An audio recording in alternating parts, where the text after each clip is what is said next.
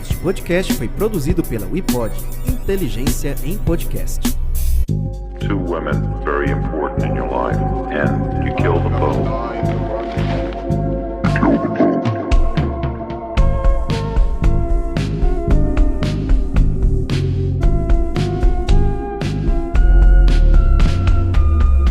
Basically, I was a normal person. Bom dia, boa tarde, boa noite, galera do Apenas um Podcast. Como vocês estão? Vocês sabem, eu não estou sozinho. Oi, pessoal, como vocês estão? Hoje a gente vai falar de um caso que eu acho que ele é bem diferente. Acho que talvez poucas pessoas já ouviram falar desse caso, que é o caso do Heriberto Seda, que ficou conhecido como serial killer imitador, porque basicamente, né, ele tinha vários serial killers que ele meio que se inspirava, mas tinha um em específico que chamava bastante a atenção dele. Então ele decidiu, entre 1 milhão de aspas, né, fazer uma coisa parecida. E quem foi esse serial killer que ele se espelhou? O Zodíaco, ele era também conhecido como o Zodíaco de Nova York, ou o The Brooklyn Sniper, o Sniper do Brooklyn. Aí, lembrando que a gente já tem um podcast sobre o Zodíaco, então se você não conhece esse caso, que eu acho meio difícil, mas se você não conhece ou se você ainda não ouviu o nosso episódio sobre o Zodíaco, corre lá. Inclusive, ele tá relativamente atualizado, né, porque teve uma atualização na época que a gente gravou, né, que foi a última até então. Então, se você quiser conferir depois do episódio do Heriberto, corre lá. Mas, antes da gente continuar o caso, a gente tem que dar nossos recadinhos de sempre. E o primeiro recado é: ajude nosso podcast a crescer. Existem várias formas que você pode ajudar a gente a realizar o nosso plano de dominação mundial, porque a gente quer que o podcast cresça bastante para que a gente possa expandir esse podcast cada vez mais. Eu e o Thiago, a gente tem tido cada vez mais vontade de, sei lá, gravar em estúdio, talvez, algum dia, né? Poder fazer um podcast em vídeo também, que já me pediram, né? Já falaram várias vezes, mas todas essas coisas exigem dinheiro, patrocínio e outras coisas do tipo, coisa que até o momento o nosso podcast não tem. Esse projeto a gente tem desde 2021 e a gente nunca monetizou ele de fato, assim, tipo, a gente nunca teve lucro com o que a gente faz. A gente faz porque a gente realmente gosta, só que, obviamente, se a gente tivesse algum tipo de lucro, a gente poderia melhorar, poder fazer em estúdio, como a gente falou, ter essa segunda opção e por aí vai. E você não precisa necessariamente dar dinheiro pra gente pra ajudar a gente nesse plano de dominação mundial. Você pode, né, seguir a gente no Instagram, avaliar a gente em 5 estrelas no Spotify. Eu vi que a gente tá com 1.500 avaliações.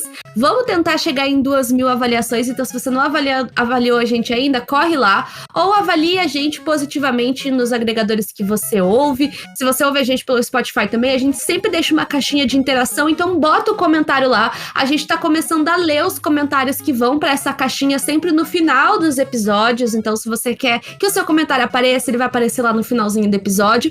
Mas também tem outra forma que você pode ajudar a gente, que é pelo Pix misterioso. A gente literalmente aceita qualquer valor. Esse valor do Pix, gente, pode ser de 1 centavo, de R$1, o que você sentir ali no seu coração, qualquer valor. E pra onde que você manda esse Pix, né, com a mensagem que a gente pede pra ler aqui no comecinho do episódio? Você manda pro e-mail contato@gmail.com. Repetindo, é o e-mail contato@gmail.com.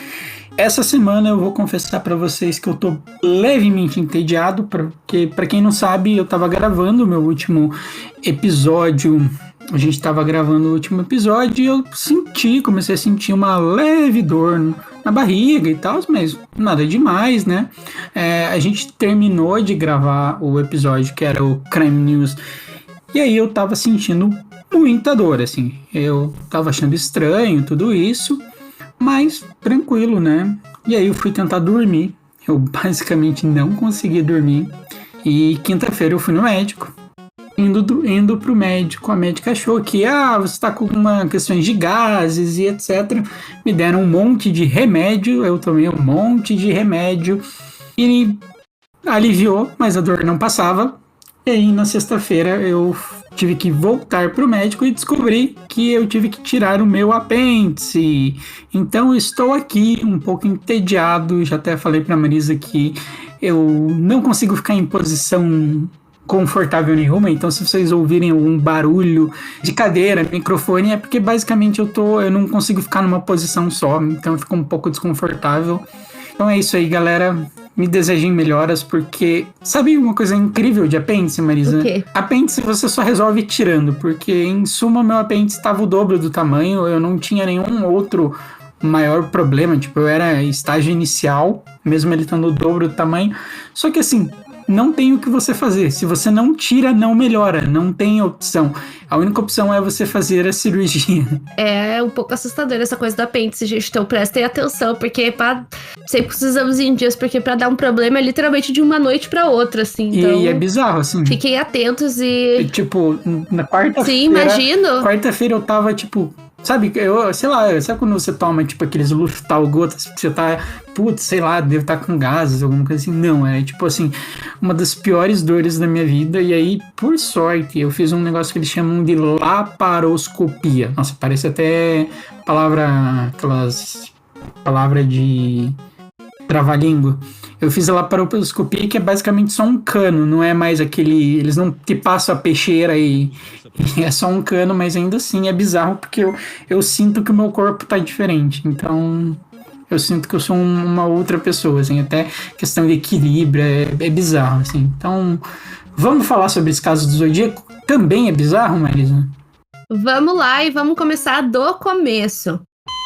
Atenção, o episódio a seguir contém cenas de descrição de violência física, psicológica e sexual. Se você não se sente bem em ouvir esse tipo de história, talvez seja melhor pular e ouvir outro podcast. O aviso de gatilho foi dado, então agora você continua por sua conta e risco. Tá, vamos lá. Então, o Heriberto Seda, ele era natural de Nova York, nasceu em 1967 e morava com a sua mãe e sua meia-irmã chamada Gladys Reyes. Embora ele idolatrasse diversos serial killers, né, inclusive um dos primeiros que ele começa a idolatrar foi o Ted Bundy, ele se considerava uma pessoa muito religiosa, né, o que é uma coisa meio... não faz sentido, né, ou você segue a religião... ou você segue sua religião, e normalmente religiões pregam amor e por aí vai, ou você idolatra serial killer. As duas coisas ao mesmo tempo, gente, na minha opinião, não dá muito certo, né? Mas, de qualquer forma, né... É o jeito BTK de viver. É o jeito BTK de viver, exatamente. Então, é o jeito da maioria dos serial killers, né? Eles gostam de se camuflar na sociedade, né? Isso é uma coisa que a gente fala que pode ser perigosa muitas das vezes, que vai ser que talvez aquela pessoa que você nunca imaginava, né? Mas, enfim, ele se considerava profundamente religioso e frequentava a igreja regularmente. Até onde a gente sabe, durante as nossas pesquisas, ele nunca namorou, era considerado uma pessoa muito reservada e também, né, era desempregado. Ele ganhava dinheiro, sabe como, Thiago? Eu quero entender, eu acho que eu entendi esse golpe, mas me explica aí. Então, né, gente, a gente tem essas máquinas, né, que vendem refrigerante, salgadinho, também antigamente nos telefones públicos, né, aqui no Brasil a gente usava mais o cartão, né, mas os telefones públicos às vezes você colocava moeda, ou seja, essas máquinas de venda automática e telefones públicos. Ele, de alguma forma, conseguia enfiar uma sacola plástica na abertura que ficava o local onde as pessoas colocavam as moedas e ele deixava aquela sacola plástica lá por alguns dias e depois ele passava lá, puxava essa sacola plástica de volta e levava o dinheiro com ele, porque geralmente essa moeda cai nessas máquinas e vai lá pra baixo, né? Então ele conseguia, acho que abrir ali o local onde o pessoal colocava a moeda e colocava a sacola, daí ele meio que conseguia dar esse golpe, sabe? Aí a moeda não caía lá pra baixo, daí ele passava alguns dias, abria de novo essa parte e levava o dinheiro embora. Então era meio que daí que vinha a pouca grana que ele tinha. Também ele tinha uma questão que ele passava o tempo livre dele lendo várias revistas sobre armas, violências, como Soldier of Fortune, bem como um livro de serial killers. Em suma, ele idolatrava tudo que é serial killer que você possa imaginar, ele estava lá lendo com a maior vontade. E, assim, ler livro de serial killers não te torna um serial killer, obviamente, né? Mas você começar a idolatrar já é um nível perigoso e preocupante, né, Marisa? Sim, né? Eu, por exemplo, tenho vários livros de serial killers, né? A gente tem editoras que mandam pra mim, alguns eu comprei porque eu tive interesse em adquirir. Uma coisa, por exemplo, você tem interesse em true crime, isso eu já falei várias vezes. Uma coisa é você se interessar. Você tá aqui no nosso podcast ouvindo esse episódio porque você se interessa por esse tipo de história. Não necessariamente porque você pretende trabalhar com isso, né? Existem muitas explicações psicológicas do porquê as pessoas se interessam por histórias reais. Tem desde... isso foi um artigo que eu li na Psychology Today, que eles meio que levantaram psicologicamente falando por que as pessoas se interessam por true crime, né? Então tem aquela coisa que as pessoas meio que aprendem a ficar atentas, elas sentem que elas estão, entre aspas, um pouco mais preparadas se acontecesse alguma situação. Também tem a explicação que é porque algumas pessoas se sentem melhores com elas mesmas, porque elas entendem que elas não são uma pessoa ruim. Tem a questão do alerta, tem a questão também que é apontada nesse artigo que as pessoas sentem mais adrenalina ouvindo uma história de true crime do que um filme de terror, por exemplo. Então tem várias explicações, além de pessoas que têm interesse acadêmico, têm intenção em trabalhar com isso, enfim, né, gente?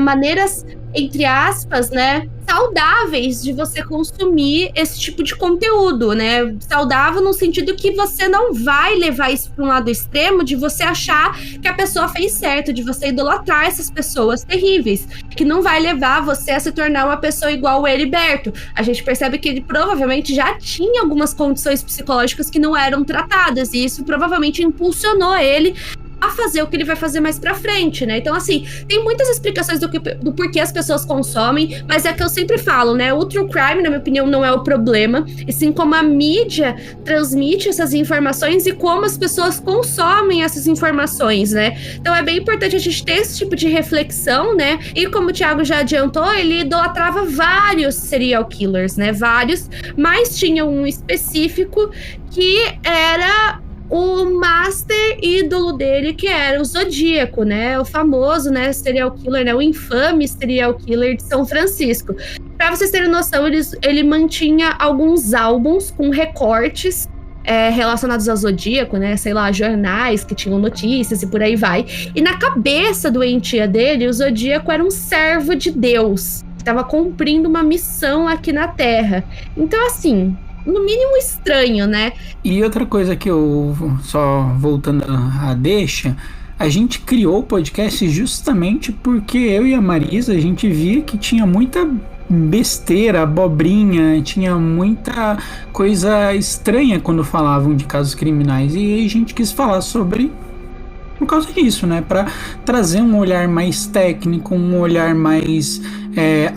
a pessoa não nasce má, sabe? Tipo, algumas respostas fáceis, porque não existem resposta fácil para caso criminal, né? Então, vamos lá.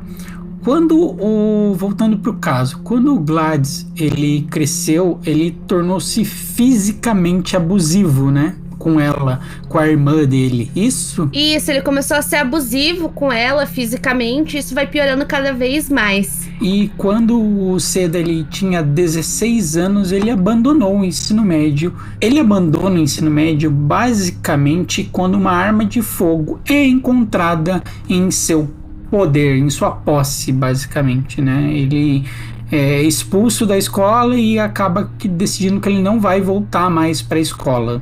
Isso, né? E aí a gente vai entrar, né, na questão dos crimes e da questão dele ser considerado um copycat, que é literalmente um imitador de outros serial killers, né? Tanto que no próprio livro Anatomia do Mal tem uma parte lá que é dedicada a casos como o do Heriberto, né, de pessoas que são consideradas imitadores, né? Eles dissertam que não é uma coisa tão incomum. Muitos serial killers, de fato, né, tinham alguns ídolos, o próprio BTK, né, ele tinha o Harvey, não sei das quantas lá, que ele também idolatrava, né, mas vai entrar todas aquelas questões que a gente falou antes, né, então meio que acontece, né, eu acho que também é até uma forma deles verem, né, como que os crimes funcionaram e como que eles poderiam fazer aquilo que eles queriam, né, então assim, com o passar do tempo, a obsessão que ele tinha pelo Zodíaco começou a crescer num nível que ele começou a planejar a cometer assassinatos imitando o Zodíaco, ou seja, ele queria fazer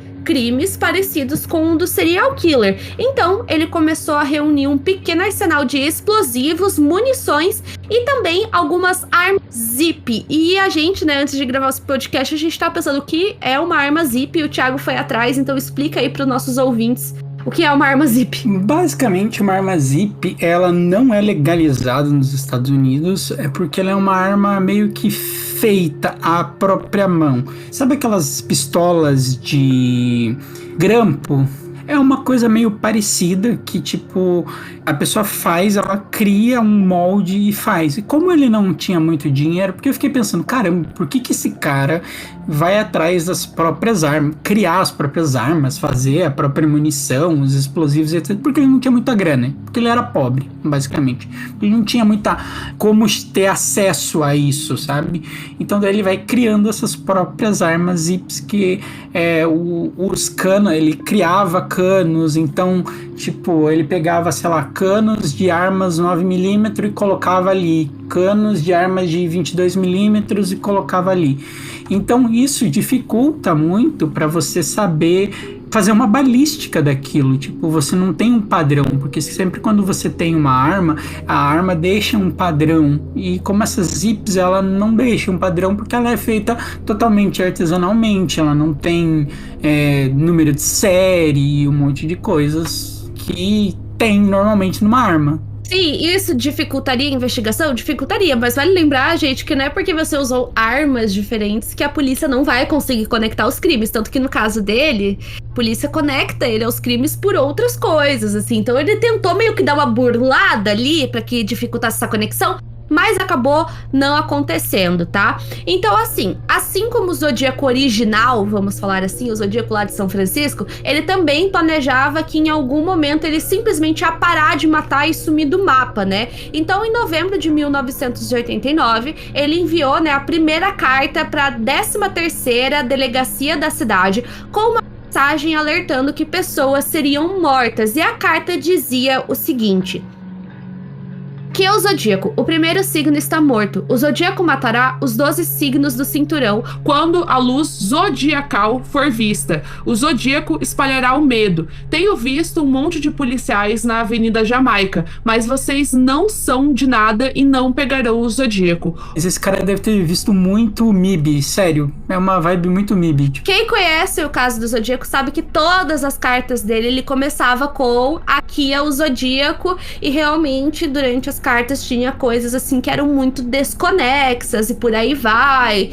Então assim, era, entre aspas, um pouco semelhante, mas a motivação era diferente, né? Porque literalmente, pra quem não entendeu, ele queria matar uma pessoa pra cada signo de zodíaco, né? Então uma pessoa de Áries, uma de Leão, uma de Virgem, uma de Câncer, uma de Sagitário. E o Zodíaco não tinha nada disso. Isso, tanto que muitas pessoas ainda especulam por que ele se intitulava de Zodíaco, né? Porque não tinha, aparentemente, muita relação com os signos do Zodíaco mesmo, né? Embora nas cartas dele tivessem menções ali ao signo de Touro, tem muita gente que acha que é porque ele era do signo de Touro, sabe? Mas, enfim, tem a questão que tinha uma marca de relógio que chamava Zodiac, que era popular na época, ninguém sabe certo. O Zodíaco original, entre aspas, não tinha essa questão de, enfim, né, dos signos dos zodíacos propriamente dito, então isso já era uma diferença muito grande. Só que uma coisa que é importante, né, a gente ressaltar, é que infelizmente uma coisa que acontecia naquela época e que não mudou muito hoje em dia é que a polícia recebe muita pista falsa.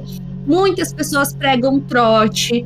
É importante a gente ressaltar que aqui no Brasil isso é crime, inclusive, que se eles forem atrás e te identificarem, vai dar problema. Então, assim, gente, não façam isso, tá? Não apliquem trote, né? Inclusive, se tem criança, adolescente aí, se você tem filhos e tal, oriente isso, porque é uma coisa que, além de atrapalhar a investigação da polícia, acontece coisas semelhantes a esse caso. Eles acharam que era mais um trote, então eles não levaram aquilo a sério. Tudo bem que o conteúdo da carta, né, o caso do Zodíaco já tinha acontecido, né, eu até entendo a polícia ter achado que era um trote, sendo sincero, eu não julgo a polícia nesse primeiro momento aqui. Mas é importante a gente ressaltar que aplicar trote, tanto na polícia, né, quanto para pedir ambulância e por aí vai, além de prejudicar, salvar a vida de pessoas que realmente precisam de ajuda, é crime.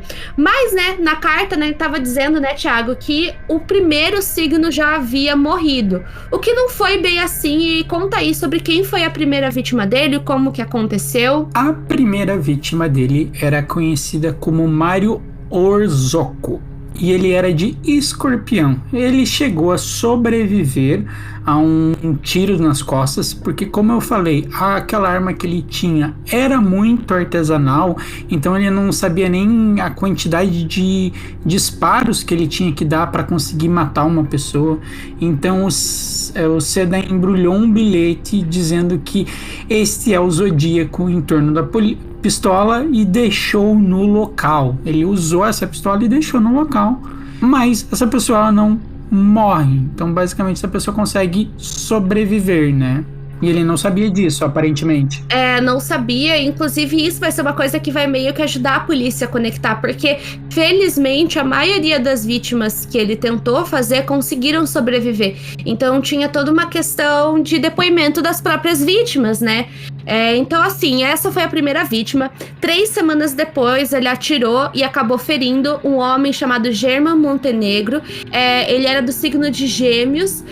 E a bala que ele, enfim, atirou contra ele acabou atravessando o fígado. E além disso, ele roubou o passaporte dele. Na época, inicialmente, a polícia não conectou os dois incidentes, né? E como que ele sabia o signo da pessoa, né? Justamente pelo que ele fez no caso dessa segunda vítima, né? Ele pegava algum documento que tivesse com ela, né? Pra poder verificar ali a data de nascimento e identificar qual era o signo dela. Então, assim, o tempo foi passando, né? Chegamos no mês de maio. E aí, ele acaba atirando um homem que era do signo de Touro, chamado Joey Proce. Ele tinha 78 anos e ele também deixou um bilhete ao lado do corpo desse senhor. Ele não esperava, né, como sempre, assim como nas outras vítimas, que o Proce iria sobreviver, mas na época o caso foi tratado como roubo. Só que, assim, uma coisa que atrapalhou um pouco a investigação nesse terceiro caso foi justamente a idade da vítima. Então ele já estava muito senil, ele já era um senhorzinho que tinha suas dificuldades de memória, e com certeza por conta do ataque a pessoa às vezes acaba apagando as memórias do ataque, então infelizmente ele não se lembrava de quase nada, né? Então nessa altura a polícia, né, eles já estavam, né, investigando e suspeitando que talvez estava acontecendo ali um caso em série. Infelizmente esse senhorzinho não sobrevive, né, ele não resiste aos ferimentos, né, então ele vem a falecer no dia 24 de junho, quase um mês depois, né, que ele foi baleado. Então essa foi a primeira vítima fatal dele. E aí, né, o que acontece depois, né, quanto às cartas, porque ele continuou enviando cartas, né? E aí o que vai se dar a notoriedade do crime, né? Porque a carta listando as vítimas e os seus signos zodíacos chegam ao The 60 Minutes e ao New York Post. Para quem não sabe, tanto The 60 Minutes quanto The New York Post são os dois jornais mais famosos e mais conceituados dos Estados Unidos. E aí a polícia ela começa a conectar os tiroteios e temeu que eles estivessem enfrentando outro filho de Sam. Então, no esforço para capturar essa pessoa, eles chamam a operação de Operação Watchdog. E as pessoas começam a se perguntar se o verdadeiro Zodíaco havia retornado. Só que pelo que eu vi aqui, eles não levaram tão a sério essa questão do retorno do Zodíaco, porque em suma era isso, ele só se intitulava Zodíaco, mas não, o padrão não batia, as vítimas não faziam muito sentido e como a gente disse, o Zodíaco não tinha questões de signo envolvido no caso dele. Vale lembrar que eles chegaram a investigar formalmente, né, se realmente poderia ser a volta do Zodíaco, mas foi comprovado tanto por questões linguísticas, por questões de grafia, né, a letra das cartas eram diferentes. e também pela descrição da aparência das vítimas, né? Porque no caso do Zodíaco também teve algumas vítimas que sobreviveram, né? Que montaram o famoso, né, retrato falado do Zodíaco, e a aparência era claramente diferente. Era um moço que era jovem, já tinha se passado uns bons anos do caso do Zodíaco, então não fazia sentido ser um assassino jovem, entre várias outras coisas. Então, assim, a polícia descartou logo de cara essa possibilidade. Então, no dia 19 de junho, vai acontecer o quê? O Seda, ele atirou em um sem-teto chamado Larry Pernin, que era um canceriano. Após pegar a sua carteira para verificar sua identidade, o Pernin, ele consegue escapar e ele sobrevive, né? E aí, acontece que o Correio de Nova York recebe outra carta que continha o símbolo original do Zodíaco e uma lista de vítimas. E vai ser nessa altura aí do campeonato que eles vão fazer a análise das cartas e tal, e eles descartam completamente a possibilidade de ser o mesmo Zodíaco lá de São Francisco da década de 60, na verdade, né? Então pensem, foi bem mais antigo o caso, né? Então não fazia sentido ser uma pessoa jovem igual as vítimas que sobreviveram estarem relatando, porque na época do Zodíaco o pessoal já falava que ele era um cara as vítimas sobreviveram ao redor dos 30, 40, né? Então já devia ser um idoso na época, o Zodíaco, né? Vai que eu falo isso e acontece a mesma coisa com o BTK, né? Quem ouviu o caso do BTK sabe do que eu tô falando. Então, assim, por uma razão desconhecida, o Heriberto, ele acaba entrando meio que em um hiato, né? Um intervalo maior ali entre cada um dos crimes que ele cometeu. E ele só volta em 1992, quando ele atira em uma mulher, que era do signo de Leão, de 39 anos, chamada Patrícia Fonte, com uma pistola. Só que acontece que durante, assim, quando ele dispara contra ela acaba agarrando ele, né? No impulso ali de lutar pela sua vida. E eles começam uma luta corporal. Nisso, o Heriberto, ele meio que entra em pânico com aquela situação e ele acaba esfaqueando ela mais de 100 vezes, né? Porque ele percebeu, né?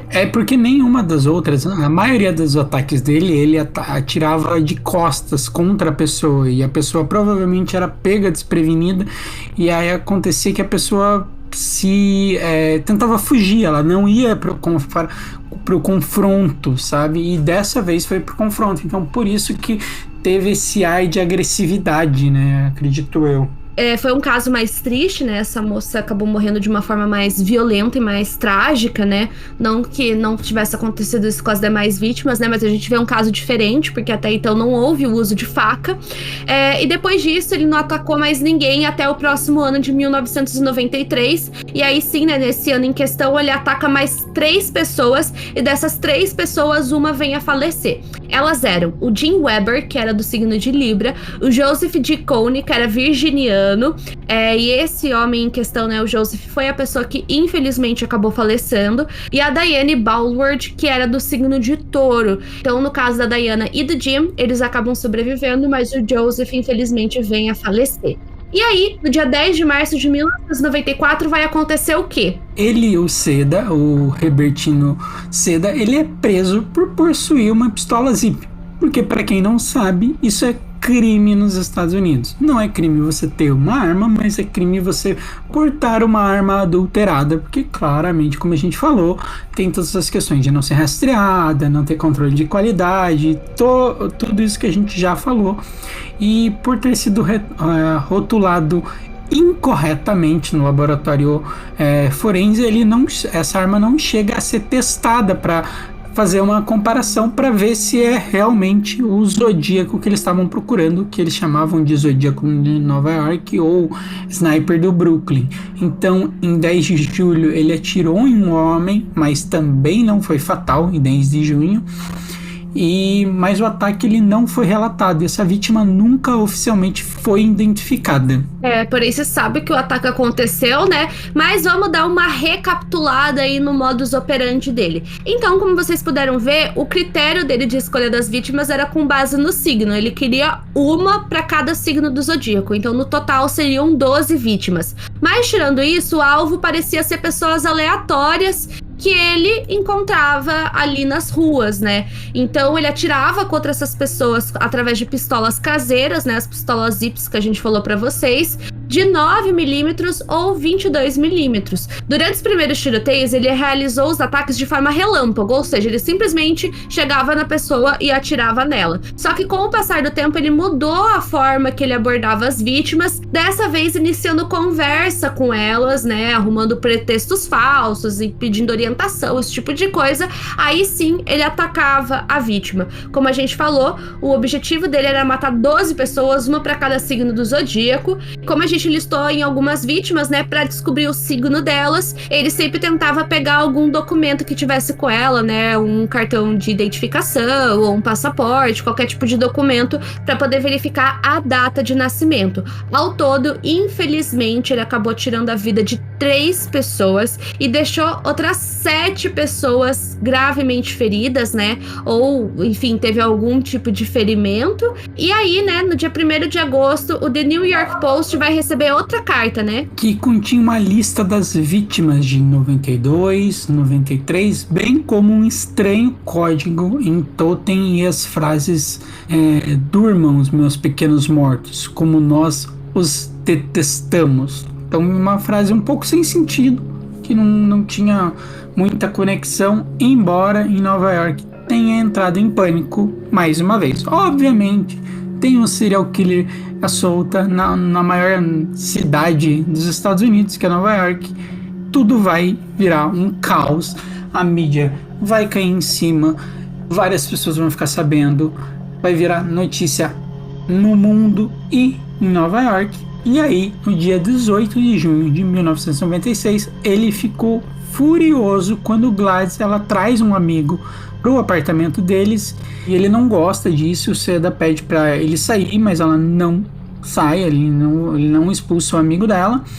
E aí ele vai lá, pega uma das pistolas zips dele, atira na parede e depois atirou nas costas da Gladys, que quando ela fugiu pela porta da frente, ela acaba sobrevivendo, mas fugindo pela porta da frente, né?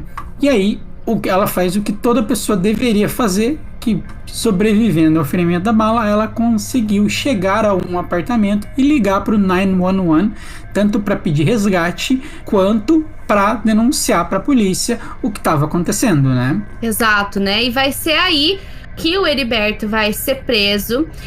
E nesse momento, né, ele pede, se eu não me engano, um papel e uma caneta, onde ele escreve a confissão, né, de ter realizado aqueles tiroteios que a gente listou ao longo do episódio, e também ele assina com 3 setes e a cruz típica lá do caso do Zodíaco.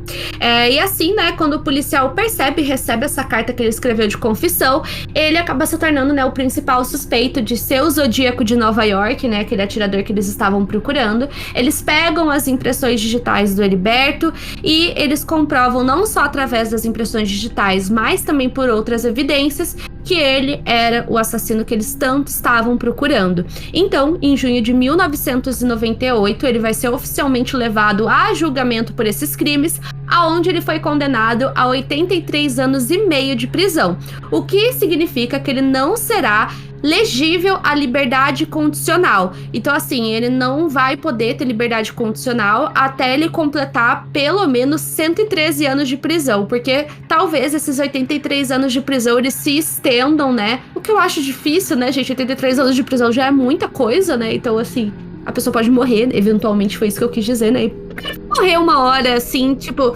É que às vezes o pessoal fica meio confuso com essa coisa, né? Ai, mas recebeu 200 anos de prisão, mas ninguém vive 200 anos. Mas é porque eles somam todos os crimes que a pessoa cometeu, né? E, obviamente, isso é convertido em prisão perpétua, caso o país tenha prisão perpétua. Depois disso, né, ele acabou passando por um outro julgamento. Pelo que eu entendi, esse julgamento de junho de 1998, ele foi referente às pessoas que, de fato, faleceram. Depois, ele passou por um julgamento separado em relação às tentativas de assassinato. E nesse outro julgamento, né, das 7 vítimas lá que sobreviveram, ele foi condenado a 152 anos e meio de prisão. Ou seja, gente, ele foi condenado à prisão perpétua e ele está vivo até hoje, né? E o que ele faz na prisão, Thiago? Ele passa o tempo dele lendo a Bíblia e citando as escrituras para os outros presos. Ele é um típico preso modelo que se converteu e ama Jesus. Todo caso isso acontece, né? Não é uma surpresa que isso aconteceu. E ele, pra quem tiver essa dúvida, tá aí com seus 56 anos. E esse foi o caso do Heriberto. A gente quer muito saber qual foi a opinião de vocês. Agora a gente vai pro momento 5 centavos.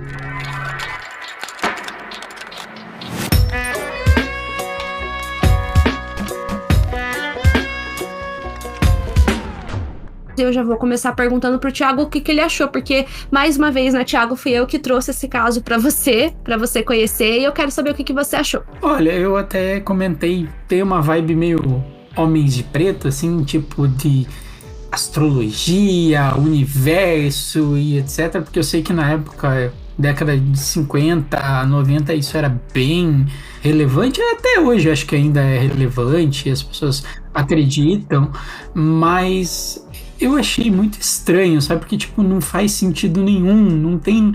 Gente, caso criminal não tem lógica, eu sei, mas alguns casos você consegue ver alguma, tipo, sabe? Você consegue, tipo, ponderar e ver alguma coisa. Nesse caso, eu só achei que parecia um filme ruim da Sessão da Tarde, que, tipo, a pessoa decidiu ter um... Sabe quando a pessoa vai criar um roteiro para um filme e ela cria o pior roteiro possível? É isso aí. O cara decidiu fazer uma comédia pastelão, assim, que eu vou matar 12 pessoas, uma de cada signo. E aí eu fico pensando, como é que esse cara abordava as pessoas? Como é que, tipo assim, ele tinha a prova dele que a pessoa era do signo de Câncer, do signo de Leão? Meu Deus do céu, eu só achei muito bizarro, né? É um pouco pastelão, não tem como dizer que não, é um pouco pastelão sim, e é bizarro pensar que isso aconteceu na vida real, né, gente? Isso aconteceu na vida real, é um caso que tá aí, né, existiu, e agora, né, Thiago, a gente vai entrar, acho que no momento da gente ler alguns comentários, né? Sim, vamos ler alguns comentários dos episódios anteriores. Vamos ler os comentários do episódio do Yuko Yamaji? Pode ser, vamos lá. Vamos começar com o comentário da Isa, que é uma pessoa que comenta com muita frequência, né? Então a Isa disse: incrível! Senti muita falta. Eu lembro que a gente tinha ficado um tempinho sem postar, né? Que bom que vocês lembraram da gente. E depois a gente tem a Mia, né, Thiago? Que é a da Lana Del Rey, que eu falei que comenta sempre, né? Sim, ela fala: credo, boy. Agora você vai ter que me explicar qual é o comentário da Fefes, porque eu não estou ligado no que é SKQ. Quis ajudar no engajamento e... Gente, não achei nenhuma explicação. Só se ela quis comentar se é louco, de repente, né? Talvez tenha sido isso. Talvez não, nunca saberemos. Nunca saberemos. Então, a Amandinha Casper, ela também comenta: episódio maravilhoso. Tava com muita saudade dos episódios. Amo vocês. Muito obrigado, Amandinha. Depois disso, a Maria Luísa comentou: maravilhoso! Já tava morrendo de saudade de escutar o podcast fazendo o meu tricô. KKKKK. Olha só, gente, tricô, né? Que é geralmente associado com relaxamento, né? Relaxar. E a Maria Luísa tava ouvindo uma coisa que não é relaxante, na minha opinião, né? Mas enfim. E pra fechar, o que a Mariana comentou? Muito bom, como sempre. Por algum motivo, a voz de vocês é relaxante, apesar dos casos. KKKKK. E sabe uma coisa que eu acho engraçado? Porque eu não acho engraçado, eu acho até meio estranho. Mas algumas pessoas falam que ouvem a gente pra dormir e eu não consigo. Sim, eu acho que a gente vai ter que começar a fazer ASMR, alguma outra coisa aí, né, pra relaxar o pessoal, já que nossa voz faz sucesso, né, quem sabe, né, a gente entrando nesse outro meio também faça sucesso, né. Mas enfim, gente, esse foi o episódio de hoje. Esperamos que tenha sido proveitoso e esperamos vocês na semana que vem, tá? Um beijo pra todos e se cuidem. Se cuidem, tchau, tchau, até a próxima.